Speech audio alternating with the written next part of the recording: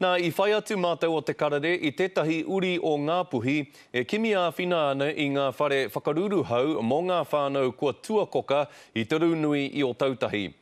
Kua whakaritea e te ropuri peka whero te whare hākinakina o Pioneer hei wāhi āwhina I ngā whānau.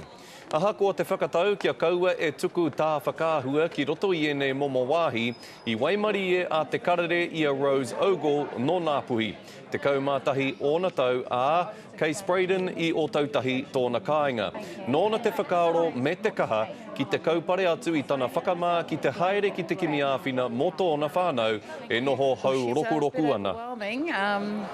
I just went in to get food vouchers for home.